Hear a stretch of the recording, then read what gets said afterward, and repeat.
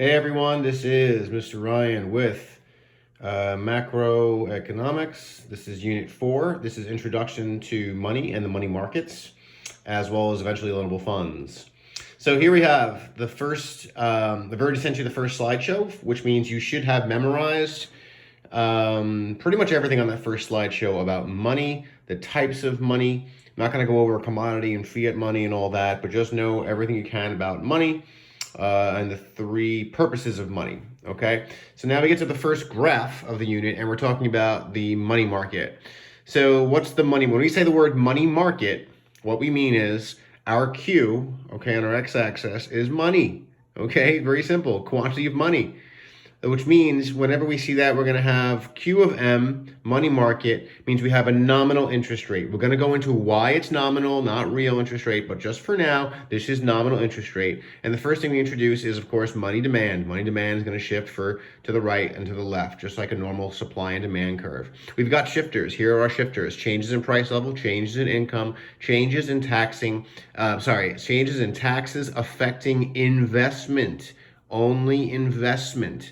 This is different than the SRAS. When the SRAS shifts left and right, one of the shifters for the SRAS is when the government taxes or subsidizes a business. This is different. This is taxes only impacting investors, okay? So let's look at a couple of examples on when this might shift. If you want to take a picture, you can try this or at least pause the video. What happens to the nominal interest rate when GDP goes up? Well, when GDP goes up, use a different marker. When GDP goes up, people have more income. And if you go back, income is our second shifter. So GDP goes up. What happens? Money demand increases. People are buying more things. Assume everything's a normal good in this case. What about when prices go down in the US? Well, if prices are going down, people therefore don't need as much money, and price level is, of course, a change in price level is a shifter. So when prices go down in the US, that means demand for money goes down. DM is going to shift left. Okay, what about government increases? This is a term you're not familiar with. Capital gains tax. A capital gains is money you make on investment. So if the government is increasing a tax on the money you make for investment, it's going to decrease left demand for money. People are going to need less money for investing. If prices go up in the US, it's pretty simple. Things cost more, going to make more runs to the bank. So therefore, money demand is going to increase. If GDP goes down, people have less income. So there'll be less people will be spending less money, therefore demanding less money. If capital gains taxes decrease, that gives an incentive for investors to invest more. Therefore, they will increase, demand for investment. One last look at it. Please let me know if you have any questions on this.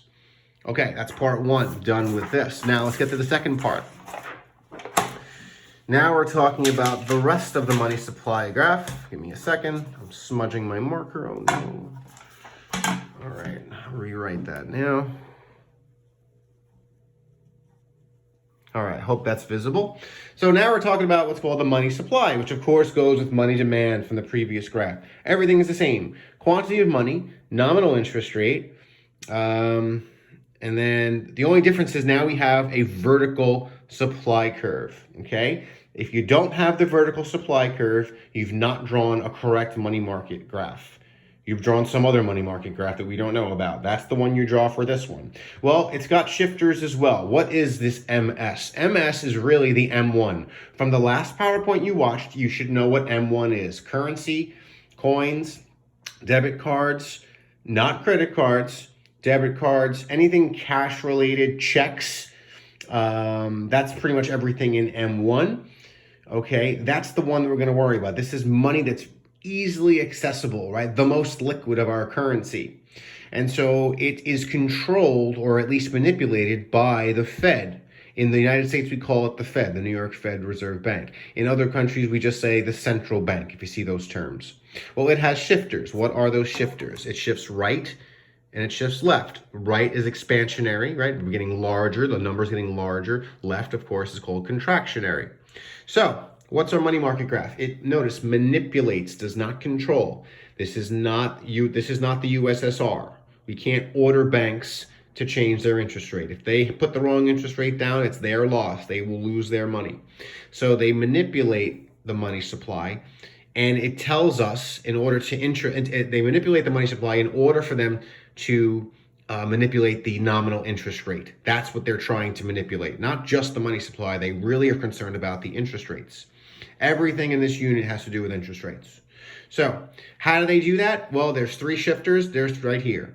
The first shifter, they're called tools of monetary policy. The three tools is called open market operations. M-R-K,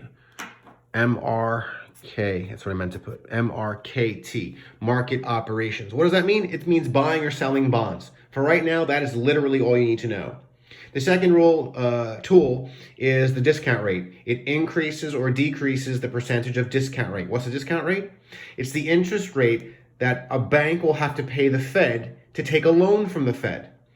Okay? Banks can take loans from other banks, or they can take usually cheaper loans from the Fed. The Fed usually offers it at a discount. That's how you remember it. The Fed offers a bank money at a discount, as opposed to another bank who's trying to make money at a higher interest rate off of that bank. Okay? The third thing that they do is they manipulate what's called the required reserve ratio. This has to do with private banks. They increase or decrease the reserve ratio, which is a percentage of demand deposits. That's the stuff that's all M1. The stuff that's in my checking account, right? When a bank, they put money into a bank, I put it into my checking account. That's what a demand deposit is.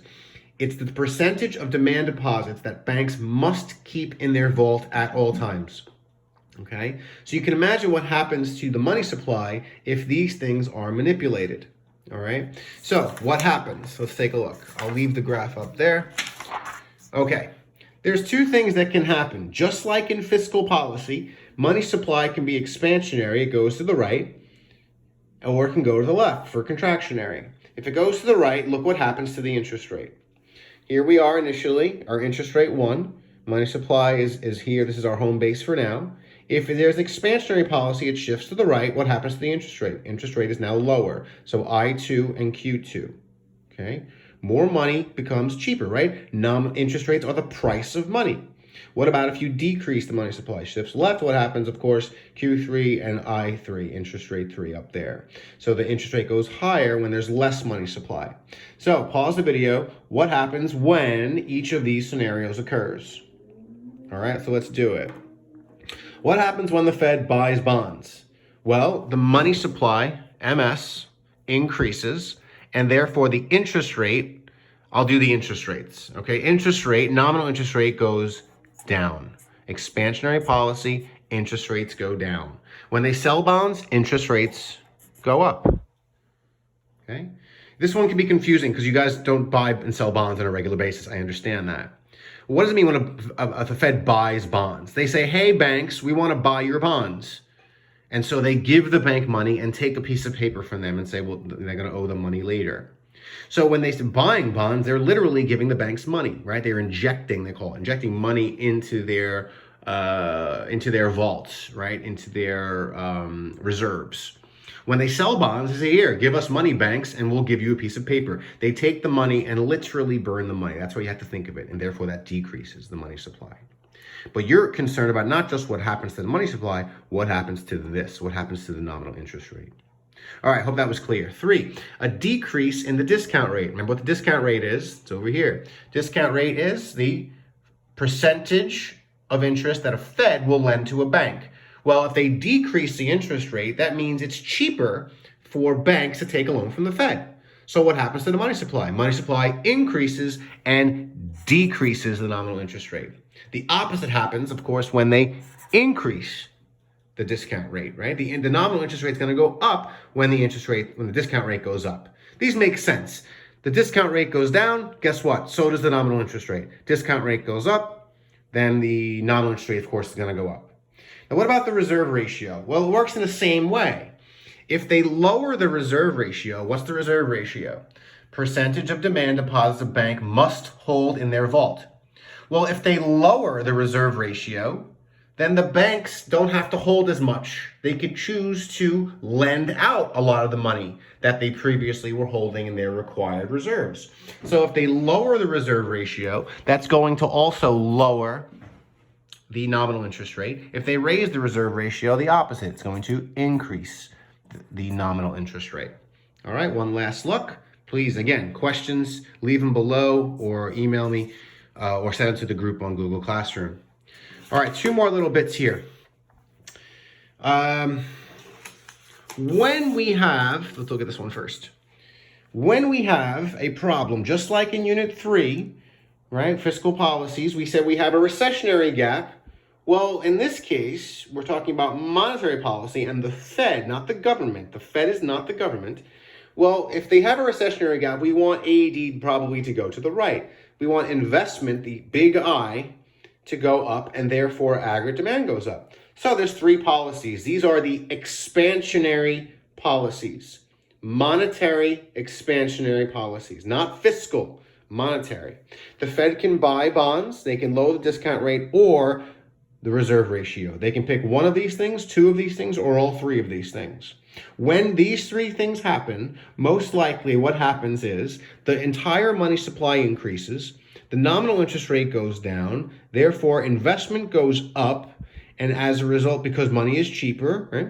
So as a result, big I goes up, so therefore aggregate demand increases. On the literal flip side, the inflationary gaps work just opposite. You want investment to go down and aggregate demand to go down because you want to fight inflation, in a sense, right? We're inflated as an economy. So instead of buying bonds, the open market operation, we sell bonds. Increase rates, increase the ratio. Okay, so any one or any two or three of these things at the same time, which then decreases the money supply, which increases the nominal interest rate. Therefore, it decreases big I and then lowers AD. All right, and you can literally draw this, and every economics teacher understands this when they're grading your essays. Okay, just like they understand your graphs if written correctly. The last thing I want to touch on has to do with not what topic we're going to do very soon. You may have already seen it, that there are two money graphs in this class that you have to understand. The first one is the money market graph. The second one is the loanable funds graph. Notice the big difference. Well, there's a couple of differences. I should change that. One has nominal interest rate, which includes inflation. The second is real interest rate, which you should know. Real, the word real, it reduces for inflation. Okay? The big difference is the money supply is vertical. It's a set number, a set quantity, whereas you have an upward sloping loanable funds graph. This is what is in our savings account. Demand for savings. Typically, a general rule, investors are interested in this interest rate. Average everyday persons and banks are interested in this interest rate. Okay, the nominal one on the left. All right, so that's the difference. We'll get into that more next time.